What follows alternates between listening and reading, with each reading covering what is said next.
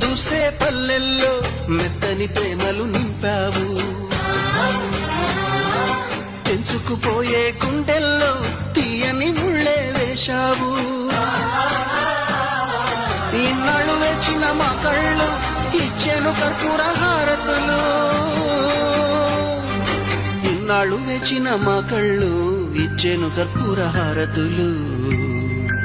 ఉత్తగానే రాలే తెలంగాణ, కష్టపడి గుద్ది కొట్లాడి ఇయ్యకపోతే నీ పార్టీని పాతరేస్తామని చెప్పి గల్లా పట్టుకుని అడిగితే 1200 మంది పిల్లలు త్యాగం చేస్తే వచ్చింది తెలంగాణ.